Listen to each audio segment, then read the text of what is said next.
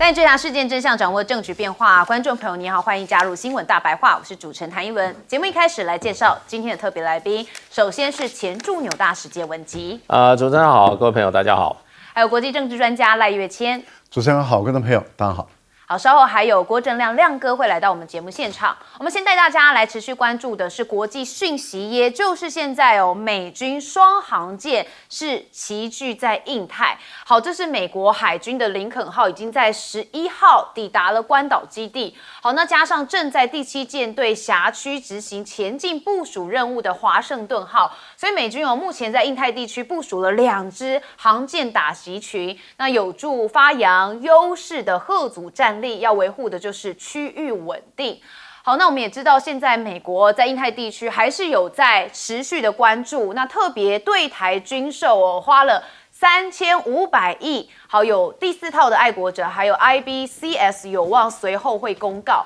那当然就是因为上个礼拜川普政府公告了8项对台的军售案，这总金额高达了111亿540万美元。好，预料在下一波还会对台军售跟台湾之盾所设的装备有关。那增购的是爱国者3型飞弹，还有整合战斗直管系统，将会是下一波的重点。好，所以现在这个日本媒体也特别报道说美国退役海军少将马克发现说现在美国对我们台湾卖的武器不再是只卖战机跟军舰，这不是优先项目了。那现在的武器包含是将中国在台湾的登陆作战变得难以执行跟维持。好，而且这个长程精准的这个导引飞弹系统跟榴弹炮以及标枪飞弹、托式飞弹等短程系统都会对中国大陆的军队造成威胁。好，但是中国大陆这边当然也有相关的部分在进行准备，也就是看到了福建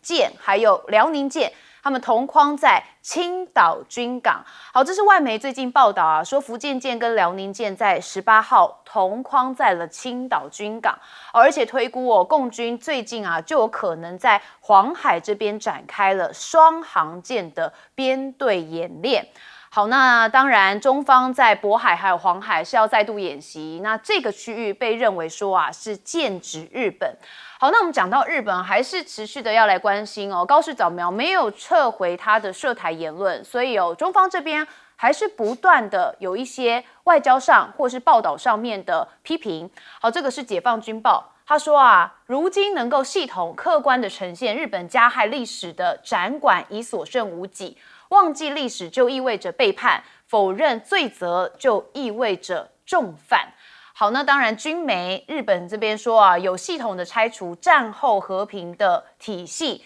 也就是他们分析高市早苗在军事安全的问题上面错误的言行不断，而且他还大幅的调整了安保政策，自我松绑了集体自卫权，图谋以强化延伸威慑合作，寻求的就是核共享、修改无核3原则等种种的手段，就是推动了盟国核武器要重返日本。好，所以呢，现在大家也发现它是一步步的在推进，尤其是日本右翼把诉求透过切香肠的方式逐步来推进。那我们就回到2015年，当时是强行先通过了新安保法案，然后解禁了集体自卫权。再来2022年的时候，又通过了新安保3文件。2024是放宽了武器出口限制。好，一直到今年高市上台之后，修宪扩军是进一步的加速。那我们也知道，日本现在他希望的就是要拥有核。好，核武的部分现在日本高官也曾经提过要拥核，不过美国施压我们看到了美国国务院特别讲到，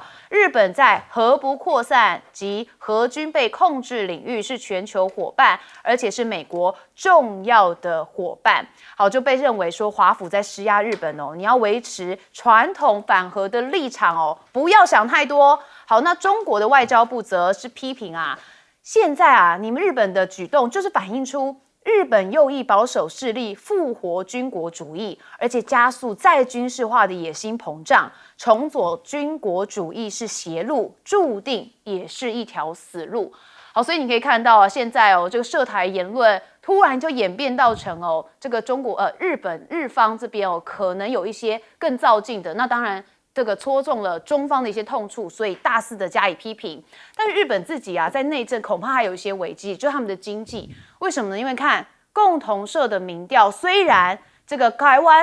高市台湾有事的言论啊，有近60%的受访者认为是有影响到经济的。好，那这个言论呢，也影响到的就是旅游业。那现在有京都老字号的餐饮负责人说啊，外国顾客大约有80%都是中国游客，但是现在大约有60%的中国客人啊都取消了预订。他说我们这种营业额有一半都是来自中国游客，所以如果这样的情况再继续下去啊，他说老实说，我们的心里会感到相当的不安。好，那日本的经济发展啊，确实现在啊是没有那么好。那我们看到中时有一篇写说巨变的日本 GDP， 也就是发现2018年到2023年，其实平均经济成长率在日本只有0.08%。那民间消费、民间投资更呈现了负成长，甚至出口动能也是非常的微弱。依照国际货币基金推估啊，日本2024年每人的 GDP 只有3.2万美元，比1994年的4万美元还要更低，所以是倒退路的情况，经济是往后退的。好，那日本央行啊激进升息，震动了全球的市场。我们看到日本央行在19号宣布要升息了，好，1码到0.75%，这创下1990年以来的最高水平，那就标志着会持续近30年的超宽松货币政策时代是正式终结。那这项的决策不仅引发了全球金融市场剧烈的波动，更将日元汇率推入了这个干预的危险区。好，那是不是也口头干预升级倒数呢？现在也严防日元单边暴冲，日本的财务省是示警，恐怕会被迫出手。所以你可以看到，现在高市早苗虽然它在国内的民调还是相当高的，但问题就是在经济层次上面啊，还有跟中国大陆的一些外交以及军事，还是剑拔弩张。我们先问亮哥，其实台湾这笔军售啊，你说110亿美元啊，那台湾就因为这样，就会导致大陆的登陆困难。我看这个海军少将，我不知道他是根据什么这样推论啊？请问你有多少数量啊？你确定你的飞弹基地不会被打掉？你确定到时候都还可以发射？这个海军，我看这个人大概是御用美国文人吧，就是要帮这个军购来这个正当化的啦。还有另外什么时候交货啊？坦白说啊，他这个军购案通过，刚好在中美军事会议之后，你知道？你认为他不会跟中国稍微商量一下吗？讲一下。我觉得不太可能都不讲啦。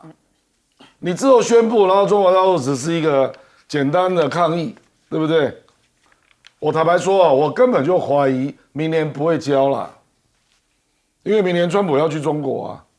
而且明年川普跟习近平有可能会见到4次面，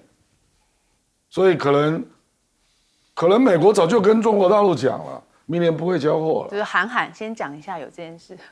不就是这样吧？因为这个东西到时候要销售，当然美国是因为俄乌战争它不再介入嘛，所以它的库存有一些可以转给台湾啊。那另外可能还有新订单的部分啊。那这个可是2026能交多少，我是严重怀疑啦。我讲的是交货的部分啊。这个如果交货，一定是轩然大波，中美关系一定要起变数啊。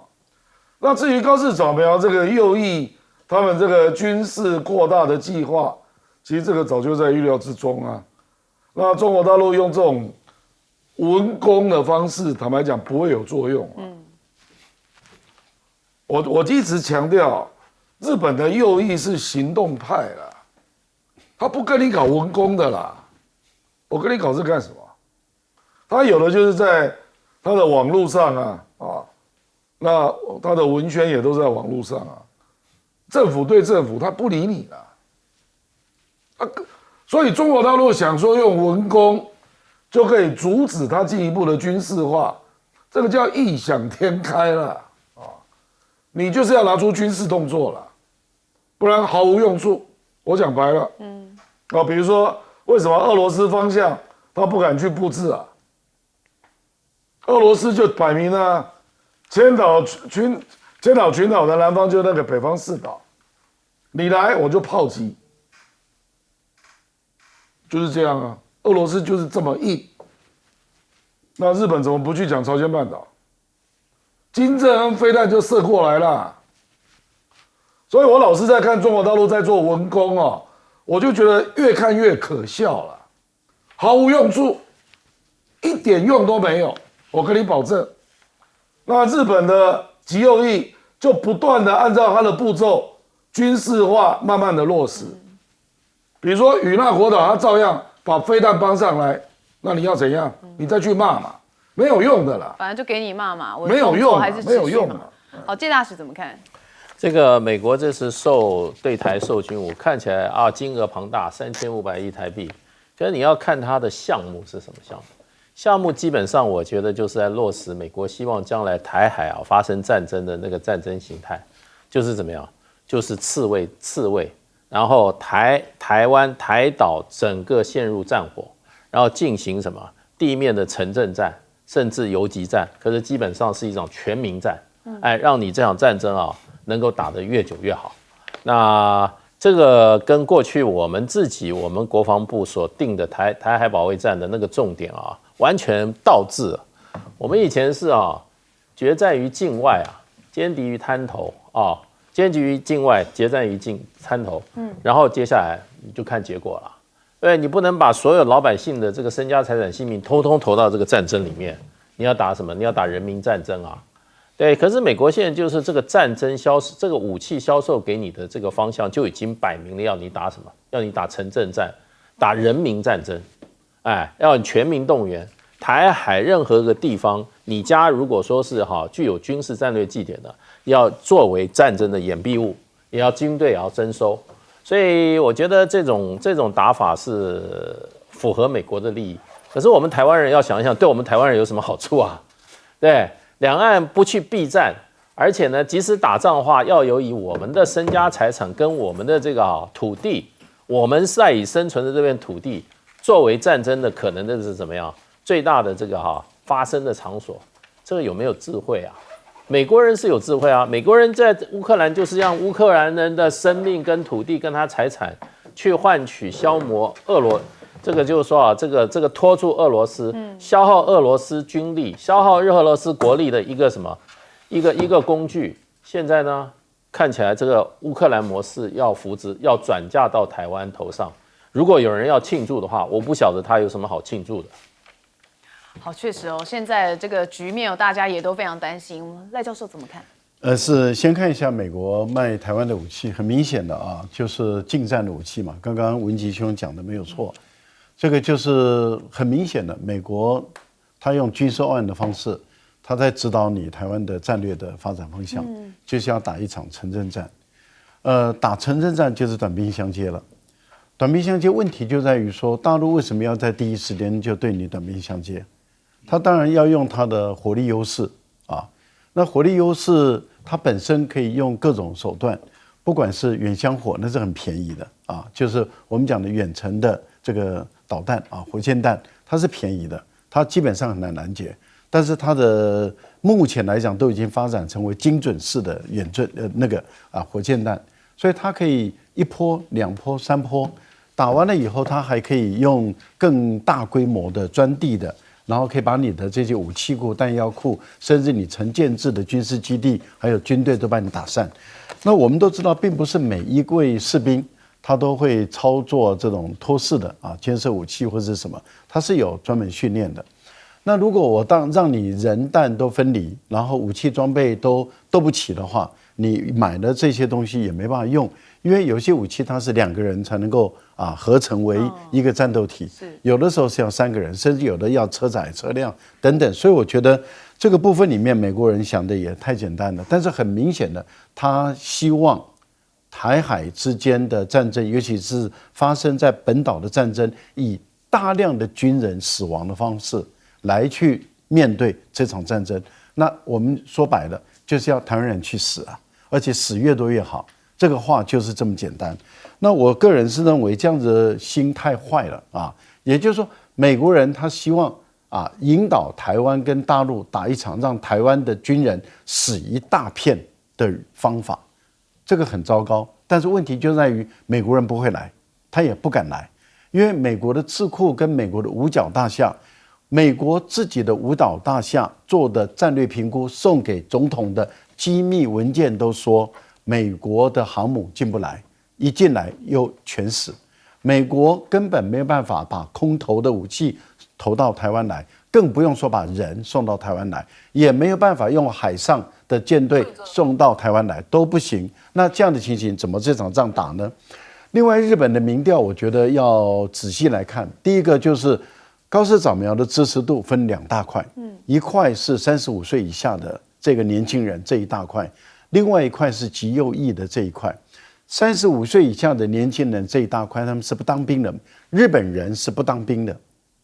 ，1亿多人口里面，他们是募兵的，都是职业军人。所以绝大部分的日本人一生下来，他就知道他不用当兵。不用当兵，他没办法理解所谓的台湾有事就是日本有事，也就是日本要跟解放军交战，日本的本土会构成解放军各种导弹攻击的目标。然后日本的人，他们不管在东京、在京都、在大阪，这些年轻人要不就上战场，要不就是死在陆地上，所以他们不会理解这个，所以他们认为这个高市早苗，你有权利爱怎么说就怎么说啊，所以你爱怎么说我就支持你怎么说。我觉得这个是他们的一种误解，他们不知道知识体大，这会造成中日之间，而且战场在日本本土的交战。我个人认为，日本的右翼利用这一群完全不知道战争，也不知道日本曾经杀戮这么多中国人，中国人有多么恨日本人的这种，我觉得这个真的是把日本人带向最大的灾难。我们进广告，马上回来。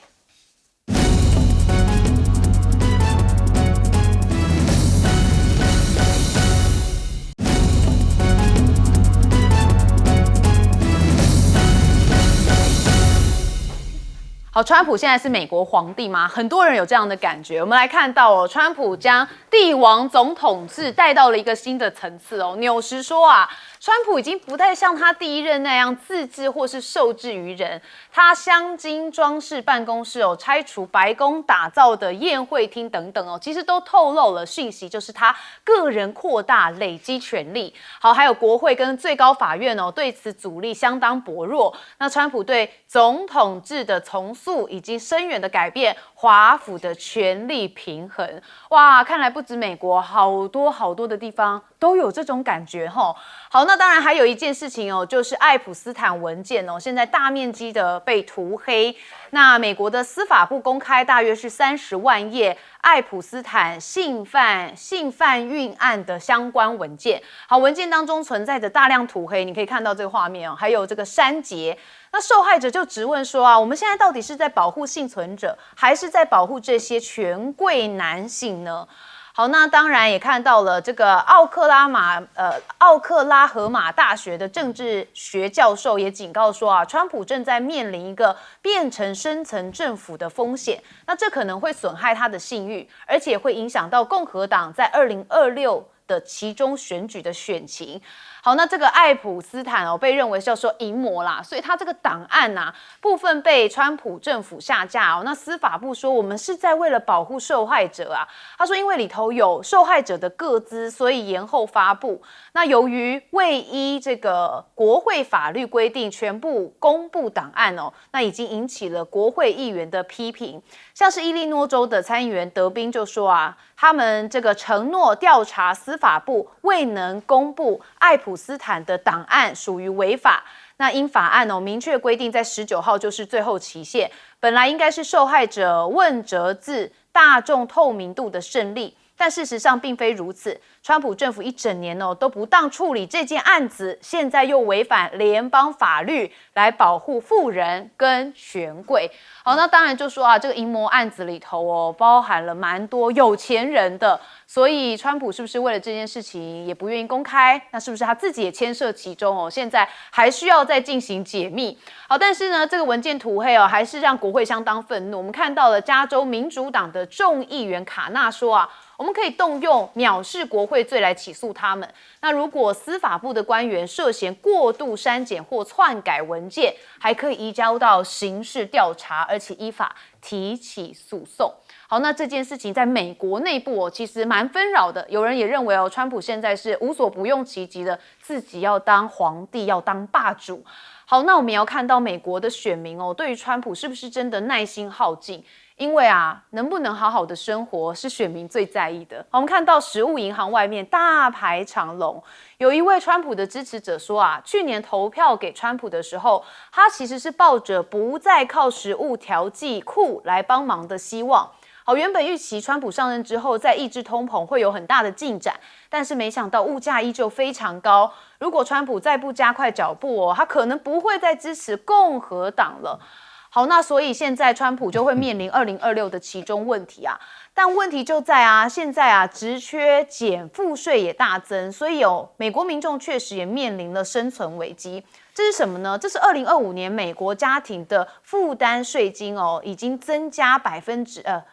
增加$1100。那美国的国内 GDP 已经下滑了0.5%，所以损失的是50.3万份全职的工作。好，没有了工作，那大家就必须要去像是食物银行外面大排长龙，或者是这个物价通膨太高，也没有办法来负担正常的生活，所以这是一个恶性循环。那 CNBC 就说，美国明年的劳动市场会面临一个挑战，民众担心针对美国进口的商品课征的关税就会提高企业营运成本，就会迫使企业裁员。好，那企业裁员没有了工作，或者是呢这个吃不起会怎么样？抢劫就出现了。我们看到圣诞抢劫潮锁定的就是这只星辰表。好，这表没有错，就是叫做星辰表，它是中价的手表，结果成了美国抢匪的新目标。原因就是因为他们觉得这个不算奢侈，但是很多人想要这个商品，所以也符合了街头抢匪中的容易脱手的需求。所以他们还锁定像是这个北脸或者是这个 Canada Goose 的名牌外套的年轻人，那这个星辰表就会成为了新一轮的抢劫对象。好，那川普现在大家也很关注他每一次的谈话，像是之前的全国谈话，甚至在上周五他在北卡造势，那大家就发现是不是累了，还是年纪稍微大了？因为他常常会脱线式的在进行演出。好，这个北卡原本是要就经济的议题来发表谈话，然后为明年关键的期中选举来铺陈一些政绩的主轴。好，但是长达90分钟1个半小时的演说，多次的偏离主题。好，他从通膨讲到药价，一路延伸到司法调查的不满。结果后来还谈到了第一夫人梅兰妮亚如何整理内衣抽屉，所以大家就很惊讶，说到底为什么川普要讲这些是不是太脱线了？好，但是呢，他也持续的在加大的扫荡移民的力度他尽管明年的其中选举前已经面临越来越多反弹声浪，好，但是他仍然是要借着数以10亿计的美元新经费，在2026年实施更强硬的移民扫荡行动，包含加强突击工作场所。好，那现在川普到底还不能做第3任呢？当然，在美国的宪法上面是不行，但是川普自己是有起心动念。但问题是，大家还是在讨论说下一届2028的美国总统选举有哪些潜在的这个人选呢？包含了共和党说有这个现任的副总统范斯。那民主党则是加州的州长纽森，他们的支持度都分别在2党当中占据领先的地位。好，但是我们要知道，距离下一届美国选举还有大概3年时间所以不少人已经在思考2028年美国选举的潜在人选了。好，我们一开始讲到了川普要成为这个美国的国王，大家这当然不是新闻，但是他现在的做法越来越专制。我们先问亮哥。对，可是他的民调。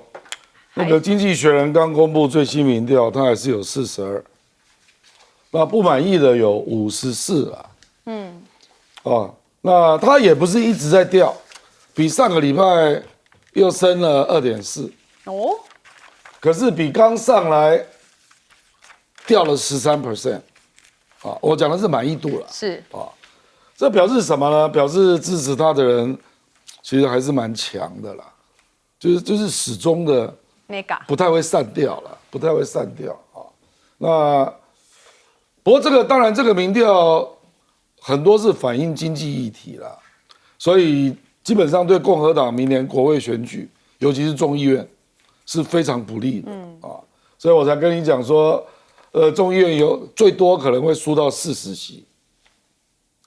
可是参议院就不一定了，因为参议院的都是资深的嘛，只选2个那竞争者不多了。目前其实共和党对参议院还是乐观他们觉得他们会赢一席所以如果只有众议院，我认为影响也有限那而且川普目前大法官也支持他，对不对？所以而且他的群众蛮始终的。坦白说啦，我们讲那个爱普斯坦这个 file 昨天网络上就一大堆，人家就直接丢上来了坦白讲，我也收到2份都是川普的照片可是我不知道是不是真的，因为那个绝对有各自的问题。当然，那个女生已经长大了啦，可是就是当年的照片，大概都是10几年前的照片。那我觉得那个如果是真的，那恐怕还有未成年的问题可是问题是没有人敢碰因为他真的公布一定是遮掉的啦，因为这个有各自的问题可是我拿到的都是没有被涂掉的那当然有些人就会问说会不会是有人用 AI 来搞你因为我也没有办法证明我认为目前就是处于这个状态，就是一定有很多人去黑川普啦，说你就是跟 Epstein 跟很多未成年少女曾经在一起这样，可是你没有办法证明所以这个会不会烧开不容易，不容易啦。民主党信誓旦旦，可是你不能张贴你张贴你是违法的，你会被告就这样。谢大使怎么看？对，现在这个事实上的话，以美国现在体制来讲，司法部可以一夫当关，他掌握所有的证据这是他们这个所有的这个资料都在司法部手里面。那他公布的时候，虽然是3万页的这个资料，他涂掉500页。美国这种机密文件这个解密的时候，它是可以涂的。他一涂，你根本你正面反面你都看不到，完全看不到。他是用那个非常深黑的笔帮你涂掉，所以你完全看不到。那谁有权来做这个那就是主管官员，就是现在川普的好朋友，司法部长叫邦迪。这个 Pam Bondi 是川普的战友，她还女生呢，还女生。她自己很年轻的时候，她就在佛罗里达，很漂亮的一个女生，佛罗里达金发的，然后佛罗里达就崭露政治头角。她做了2任佛罗里达的州检察长。只要美国的州政府的体制，州检察长也是民选的。川普事实上他虽然是纽约出生，可大本营在佛罗里达，他那个 Pebble Beach 在佛罗里达，所以他事实上跟邦迪就是战友。那他也是思想上的这个所谓的共和党的保守派。然后呢，他事实上的话，他做到2019年，他做了2任以后就卸任下来。现在到2020年，他就是川普的个人的律师。川普那时候跟那时候跟这个打官司的时候Sleepy Joe Biden 打官司的时候，就是Pam Bondi是他的律师。所以他上任以后，第2.0以后，司法部长交给Pam，因为绝对是亲信的亲信。所以再怎么样一夫当关的这个司法部长他就可以把这件事压得死死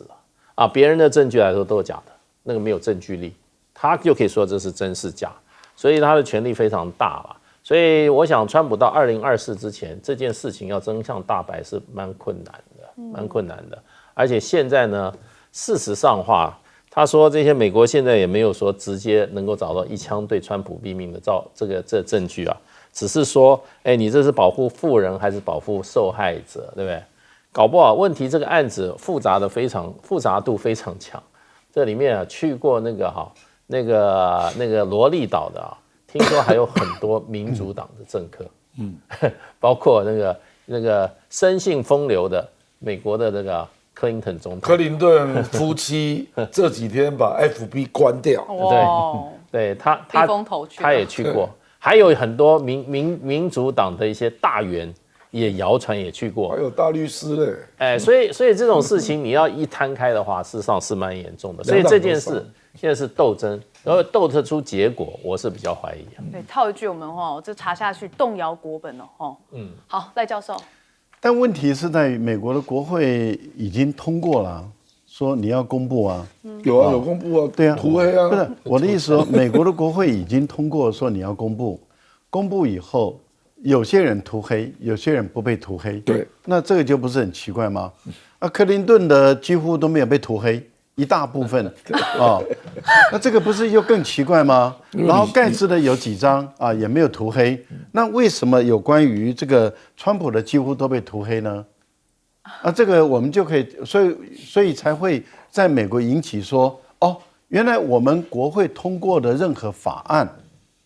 你本身你就可以跟你有关的，你就把它涂掉，然后跟你无关的或是你的政敌的，你就把它公布。然后呢，如果你要笼络或者要威胁的这些国会议员，例如说不管民主党的、共和党的我要威胁你，我要勒索你，我要把你扣在把柄，我就跟你说，你给我什么什么什么，或者你支持我什么，我的法案交易的话，我把你涂黑。原来可以这样玩哇！所以有人说你根本就是川总统嘛，或者川国王嘛，川普大帝啊，就是。不过我想到台湾还有一个比川普大帝更大帝的。就是比川普更川普的，明明立法院通过财阀法，我们有那一个信赖的人，他可以说我不公布我不公布，立法院通过的，然后那个姓卓的说我不去附属所以我不公布，我不附属，我也不做，我是比川普大帝还要大帝，这叫什么赖上皇？哇，不得了啊！所以集权专制到这个地步。美国川普跟台湾比起来，真是小巫见大巫了。美国川普还公布克林顿的嘞，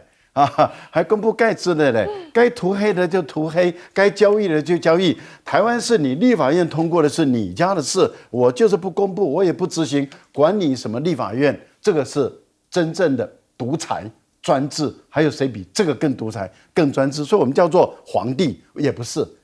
不够格当皇帝，因为长那个样子实在是不太像皇帝，好了，首领好了，来，那我再来谈一下首领嘛，对不对？这个就是某某党或者是说某某独派的首领但是我要觉得有关于物价的问题坦白说，物价的问题你真的要解决的话，我觉得还真的是只有大陆能解决耶伦当初就看得很明白了。为什么？因为大陆的生产的商业用品，绝大部分都跟民生有关，而且跟中低阶层的最有关，高阶层的也用，但是中低阶层的用的量最大。为什么？因为它便宜、品质好，然后又广泛。例如说，你说扫地机器人、游泳池机器人、割草机、无人机，还有你家里面所有的厨房的、卧室的、餐厅的所有的用品。坦白说，中国大陆都能够满足你。那你今天为什么会物价涨成这个样子？你要减低物价，把你的民调拉回来。坦白说，你单方面跟中国大陆签一个关税的协定，把它往下降，这个问题就解决了。说不定明年4月就是要玩这个事。好，我们休息一下，马上回来。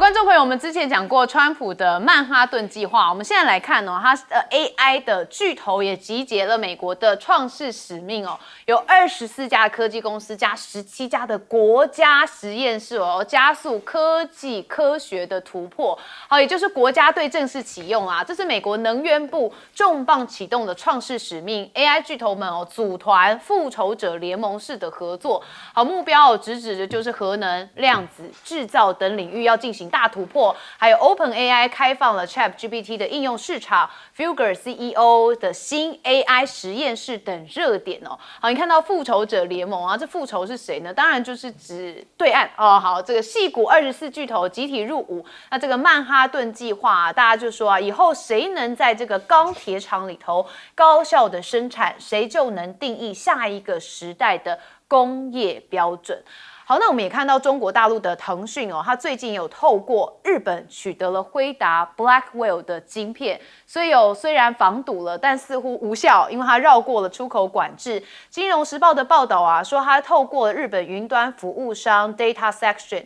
租用了搭载辉达 B200的算力资源。那中国 AI 透过了其他途径取得了算力资源，来支撑他们的 AI 模型训练还有扩张。那这个 AI 战场啊，现在早就升级哦，成为了一个权力，然后再定胜负吗？我们看到中国的网络巨头，包含的是 AI 军备竞赛，似乎已经正式的从算力模型，然后呢延伸到了组织权力的结构。那包含腾讯、阿里巴巴跟字节跳动都认为，在 AI 时代，必须要将顶尖科学家安插在集团的权力中心，好才能确保在科技的变革当中不会掉队。那中国大陆哦，像是北京清华大学有40所的高校，他们联合攻关完成了中国未来网络的实验设施。好，这是国家重大的科技基础的设施项目，最近也通过了官方的验收。那其中哦，有一个大型模型是跨域协同训练的效率高达了98%，它可以在1个月的任务1个小时就可以完成，所以效率非常的高，那也算是一种新的突破。那中国大陆我们也知道机器人非常厉害哈，我们来看几个机器人的状态哦。这个是深海巨鲨3，这是中国俱乐部哦，他们自主设计制造的机器人，叫做深海巨鲨3。你看到画面，它是参加格斗机器人大赛，而且在决赛当中击败来自美国、俄罗斯等外国俱乐部，获得了冠军。好，团队是利用了模块化的设计，保证机器人在短时间之内就可以修复。好，那除了这个机器人之外，我们还看到另外一个，就是他们北京邮政开通了首条无人机的物流。我们知道现在冬季嘛，这个北京是大雪纷飞，那张山营镇的邮政所里头搭载了一架20余份的快递，还有报刊的物流无人机。你可以看到它缓缓升空之后，向7公里外的延庆东奥村飞去。好，这个是北京邮政开通的首条无人机物流航线。这全程只要14分钟啊，确实哦，更方便、更快速的生活哦。好，那在无人机驾驶卡车也在中国的农村哦，还给牛让路。好，那纽时记者非常的惊讶哦，这纽时的北京分社的社长哦，基斯布拉德，他最近哦到了安徽合肥来体验未来生活。好，透过了这无人机的空中午餐，还有农村看到了无人驾驶卡车穿梭在这个供货，然后还让路给这个13只水牛。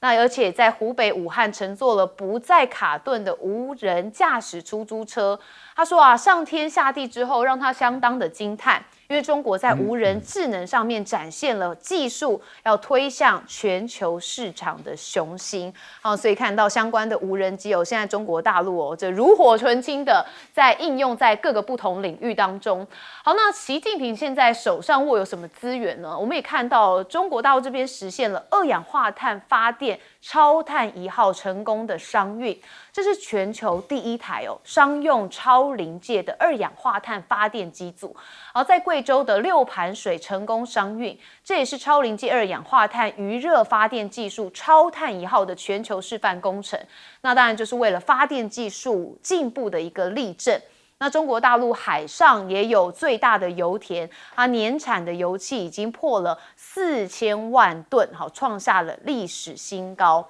那大家就说啊，中国大陆最近其实也发现了亚洲最大的海底金矿。好，那这是在山东的莱州啊，那这个金矿位于海的2000公尺，那探明了黄金储存562吨。好，这也是目前亚洲最大的海底金矿。他说是运用了很多的黑科技，像是这个浅盾基硬岩掘进机，首次就应用在这个深井。好，山东大学联合研发的一个防水压的控制系统，也能抵御200个大气压的海水压力。3D 的地震波成像技术也让地质学家能够首次看清埋藏在床底下的矿体。所以现在中国大陆在科技上面，在海底下的研究上面，也都是屡屡在进步当中，而且是超英赶美的速度。我们先问亮哥，这个美国这个创世纪的使命啊，我觉得这个是川普觉得美国大概如果要领先中国，大概只能靠这一招了啦啊。那你看他用那个发展原子弹的曼哈顿计划来做比喻啊，坦白讲，他搞了半天回到了中国模式啊，因为原子弹模式就是政府主导，国家实验室17个实验室全部投入，然后加上民营企业，这样整个投入啊。那美国不是相信自由市场，有利于科技创新，现在怎么开始搞政府主导啊？那这不是学中国了吗？是这个主导的就是能源部啊，我还有那个白宫的那个科技总管啊，这个就是中国模式啊。所以我觉得他真的急了，就是说他本来是用自由市场，让各个那个七姐妹各自崛起嘛。可是他看到中国大陆怎么会追这么快，所以他开始认为啊，因为中国大陆是政府主导，然后有公营事业也加入，国家实验室也加入，各个国立大学也加入，然后还有民营企业，所以表示这种组合拳是有用的啦，哦，所以他现在就限9个月，270天，希望经由这个美国现在领先的，他要弄出一个超级算力平台啊，然后让他去一直 run 啊，要 run 出20个。就让那个人工智能去算啊，说有没有20个科技领域是美国可以独步全球了，要用270天算出哪几个领域美国可以来投入，他是用这样搞的啊。那中国大陆其实我觉得有点像啊，美国是由上而下了，因为他那个高阶的算力都在美国嘛，那中国大陆有点是由下而上。